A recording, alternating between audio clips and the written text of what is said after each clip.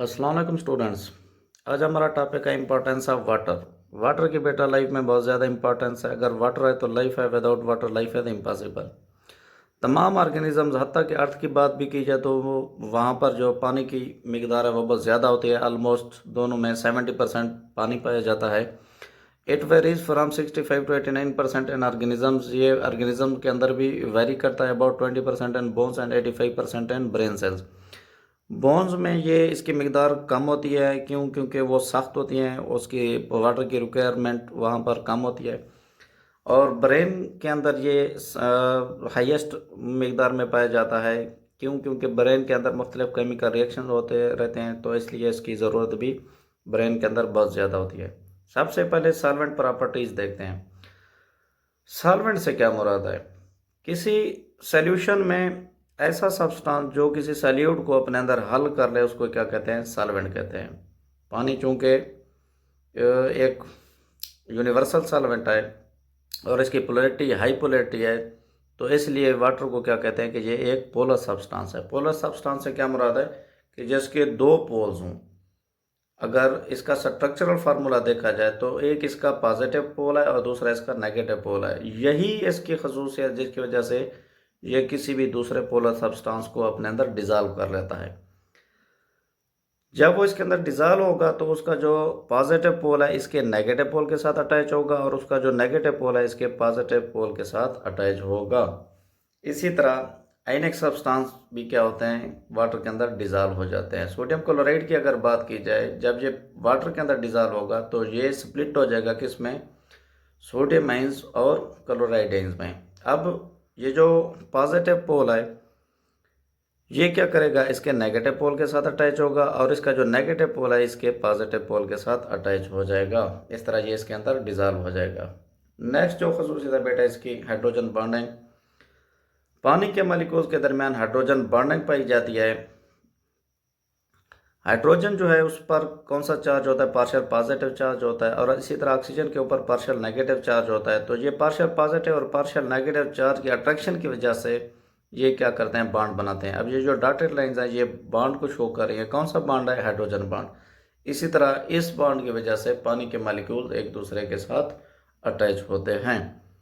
Next जो खसूसियत है वो क्या है कि जो नॉन पोलर ऑर्गेनिक मॉलिक्यूल्स हैं वो पानी के अंदर डिज़ोल्व नहीं होते। इस खसूसियत की वजह से क्या होता है कि वो इसकी मुख्तलिफ स्ट्रक्चर, ख़ास तौर पर सेल्स की वो मुख्तलिफ स्ट्रक्चर्स बनाते हैं। जिस तरह ये सेल की मेम्ब्रेन है, सेल की मेम्ब्रेन में क्या होता है कि ये लिपिड बाइलेयर होती है। लिपिड या फैट, यानी ये चूँकि पानी में हल नहीं होते तो ये क्या करते हैं कि उसकी साख्त को बनाते हैं, सेल की साख्त को बनाते हैं।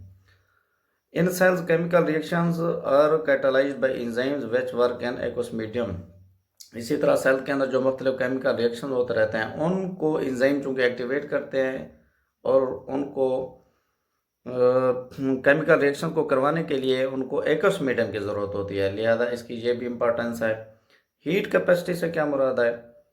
अमाउंट ऑफ हीट रिक्वायर्ड, यानी हरारत की वो मिकदार जो ज़रूरत है। किस लिए ज़रूरत है? For minimum increase in temperature, के टेम्परेचर में कम से कम इजाफा करने के लिए ऑफ ए सब्सटेंस, किसी भी सब्सटेंस का, तो उसको क्या कहते हैं? हीट कैपेसिटी कहते हैं।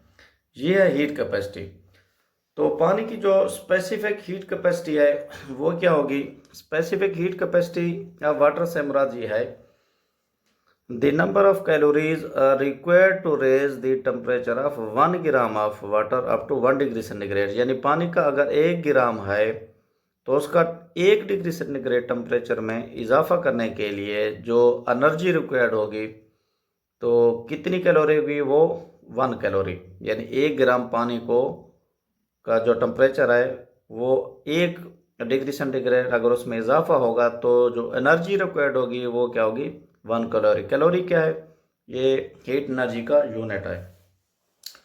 Water requires more heat for breakdown of hydrogen bonds present between water molecule. पानी में क्या होता है? चूँकि हाइड्रोजन बॉन्डिंग होती है लिहाजा पानी क्या करता है? मैक्सिमम हीट एब्जॉर्ब करता है। किस लिए? उस हाइड्रोजन बॉन्ड की ब्रेकडाउन के लिए इसको ज़्यादा से ज़्यादा हीट की ज़रूरत होती है, तो इसलिए ये ज़्यादा से ज़्यादा हीट एब्जॉर्ब कर सकता है। इस खसूसियत की वजह से जो ये अपना पानी है, इसको क्या कहते हैं कि ये टेम्परेचर स्टेबलाइज़र है, यानी मुख्तलिफ जानदारों के दरमियान ये टेम्परेचर को स्टेबल रखता है। इसी तरह सडन थर्मल चेंज से क्या मुराद है कि मौसम की जो अचानक तब्दीलियां होती हैं उनके लिए भी ये क्या होता है, फ़ायदेमंद साबित होता है। अगर देखा जाए कि अगर हमारे पास ठंडा पानी मौजूद है तो ऐसा नहीं होगा कि वो यकदम यानी गर्म हो जाए, या अगर हमारे पास गर्म पानी मौजूद है तो ऐसा नहीं हो सकता कि वो बिल्कुल अचानक ही क्या हो जाए, बिल्कुल ठंडा यख हो जाए। तो ठंडे पानी को गर्म होने के लिए आहिस्ता आहिस्ता यानी वक्त लगेगा। इसी तरह गर्म पानी को अगर हम फर्ज या फ्रिज में रखते हैं तो उसको ठंडा होने के लिए आहिस्ता आहिस्ता टाइम लगेगा। नेक्स्ट बेटा क्या है, heat of vaporisation. Heat of vaporisation से क्या मुराद है कि the amount of heat required, heat की वो मिकदार जो ज़रूरत है किस लिए, to change liquid and to gas form, के लिक्विड को गैस की शक्ल में तब्दील करने के लिए ज़रूरत जो होगी is called heat of vaporisation. उसे क्या कहते हैं, हीट ऑफ वेपोराइजेशन कहते हैं। यहाँ पर नंबर ऑफ कैलोरीज एब्जॉर्ब पर ग्राम वेपोराइज्ड, कि 1 ग्राम वाटर को वेपोराइज होने के लिए कितने कैलोरीज एनर्जी की ज़रूरत होगी। तो पानी की जो हीट ऑफ एनर्जी है बेटा वो क्या है कि specific heat of vaporisation of water is 574 kilo calorie पर किलोग्राम, या दूसरे लफ्ज़ों में, सादा लफ्ज़ों में यूँ समझ सकते हैं कि 1 ग्राम पानी को वेपोराइज होने के लिए जो एनर्जी रिक्वायर होगी वो कितनी होगी, 574 कैलोरीज एनर्जी। यानी 1 किलो कैलोरी में कितनी कैलोरीज होती हैं, 1000। 1 कैलोरी 574 कैलोरीज एनर्जी क्या होगी, रिक्वायर होगी, किस लिए, 1 ग्राम वाटर को वेपोराइज करने के लिए। वाटर क्या करता है कि water provides cooling effect to plants when water is transpired and air to animals when water is perspired. ये क्या करता है कि प्लांट्स की बॉडी का टेम्परेचर मेंटेन करने के लिए ये क्या करता है कि उसमें ट्रांसपायरेशन का अमल करवाता है। ट्रांसपायरेशन की वजह से उनका बॉडी टेम्परेचर मेंटेन रहता है। इसी तरह एनिमल्स की अगर बात की जाए तो उनमें परस्पायरेशन से क्या मुराद है कि जब उनको पसीना आता है तो उनका बॉडी टेम्परेचर मेंटेन रहता है। इसी तरह एवापोरेशन जो है वो क्या है कि evaporation of only 2 ml of out of 1 litre of water lower the temperature of remaining 998 millilitre by 1 degree centigrade. अगर हमारे पास 1 लीटर पानी मौजूद है तो हम क्या कर सकते हैं कि उसको वेपोराइज करने के लिए उसमें से अगर 2 मिलीलीटर, एक लीटर में कितने मिलीलीटर होते हैं, 1000 होते हैं, तो 1000 में से अगर 2 मिलीलीटर पानी क्या होगा, वेपोराइज होगा, तो बाकी जो रिमेनिंग 998 मिलीलीटर पानी है उसके टेम्परेचर में कितनी कमी होगी, सिर्फ 1 डिग्री सेंटीग्रेड। नेक्स्ट क्या है कि ionisation of water. Ionisation of water से क्या मुराद है बेटा, the dissociation of water into ions is called ionisation. Dissociation से क्या मुराद है कि ब्रेक डाउन, टूटना। पानी का मॉलिक्यूल जब स्प्लिट होगा, टूटेगा, किस में, हाइड्रोजन आयन और हाइड्रोक्साइड आयन में। ये चूंकि रिवर्सिबल रिएक्शन है, पानी का मॉलिक्यूल आयंस में टूटेगा और आयंस से दोबारा क्या बनेगा, पानी का मॉलिक्यूल बनेगा। At 25 degrees centigrade, the concentration of hydrogen ions and hydroxyl ions in pure water is about 10 raised to power -7 मोल पर लीटर।